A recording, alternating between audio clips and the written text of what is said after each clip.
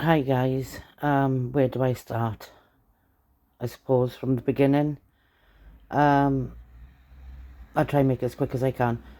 When we first started planning my birthday, it was all discussed that we'd have a karaoke night on a Friday, we'd go out on a Saturday, we'd have lunch on a Sunday, we'd go to Fleet Flea Pops to have fish and chips on the Monday, and then on a Monday night we'd have karaoke and a live stream of my birthday. It was said that you can't travel back on a Tuesday with a hangover, so it was discussed that we'd stay Friday to the Wednesday. So this is what has happened. On the Friday, I travelled all day. I had a phone call off Wendy. Do you mind if Miko picks you up? I said, no, not indeed. I got to Wendy's house at about 7:30. They were all in party mode. I joined them in the karaoke room, as they call the Diamond Art room. We had quite a few drinks that night with Jamie, Richie, Miko, Tony and Wendy. On the Saturday morning, got up, had a shower, got ready to go out. I met Julie. We had a cup of tea and we had bacon and mushroom sandwiches before we went out. We went out for the Saturday evening, afternoon. We enjoyed it. We got home about, say, 1 o'clock in the morning, I think. Nobody had food that night, obviously, because we were all tanked up, pissed. Sunday morning, we got up. Julie made herself a cup of tea. She asked me if I'd had one. I said no, I'll go and try now. I looked at the coffee machine. I thought, shit, I'm not using that. I came back into the room, didn't have a cuppa. So Julie said, go and make yourself one. So I went and made myself a ordinary cup of coffee. Didn't think no more of it. We went out for lunch, had a lovely lunch. On the Sunday night then, we all retired into our own places. I went to the bedroom, watched a bit of Netflix. Tony went to bed. Wendy was in the Dynamite room. In that night then, I took 2 sleepers and I went to sleep. During the middle of the night, I felt something heavy on my legs and I shit myself.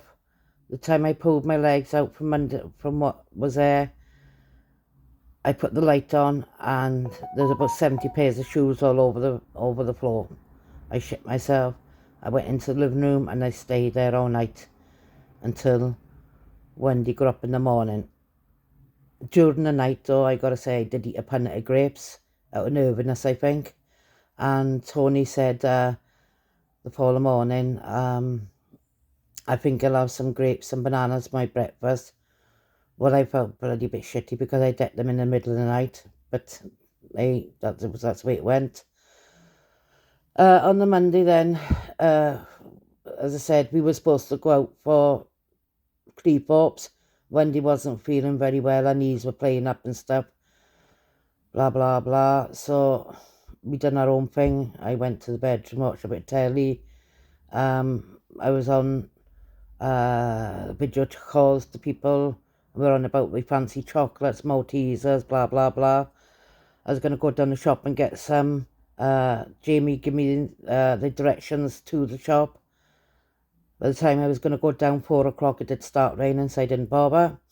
Then later on that evening, Tony did make mash, potatoes, chops, green beans, and mixed veg, I think it was.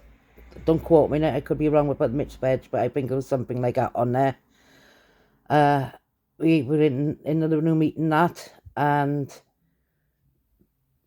Tony and Wendy had finished their tea before me, and then I remember watching a TV programme, I think it was Emmerdale, and I said, bloody hell, I haven't seen this for years. I couldn't believe how old the people had got in it. So anyway, they went to clean the dishes up after their tea. I was still sat there watching this Emmerdale farm and sucking the bones of the chop, which I admitted to everybody on a live stream.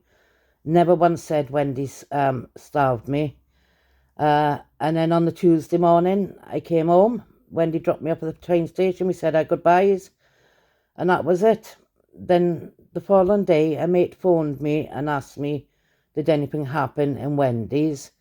And I did say to her, so to be truthful, I thought I felt a bit uncomfortable there. I felt as though Wendy wanted her space back and her home back. And this is why I paid the £90 extra to get myself home earlier. But that was me, I just done it. And then 4 weeks down the line then, I'd forgotten all about it. I moved on, blah, blah. And then 4 weeks to this day, Jamie came out with it all. Apparently from half hour getting there, I was called riff-raff. I stink. I'm dirty. They had to make me go in the shower. I left the shower room, the bathroom dirty. I flooded the house. I don't know how I'm going to put up with her for the next 3 to 4 days, blah, blah, blah. Well, you can imagine, I was quite shocked about all this. It really took me aback. It upset me. But now, I don't know where I am with it all because there's people adding things on to it and so, keeping it going on. As far as I'm concerned, I put it behind me 2 weeks ago. I've just moved on. We're not going to get to the truth of it all. It's a matter of he said, she said, Jamie said, Wendy said it. Wendy is saying Richie and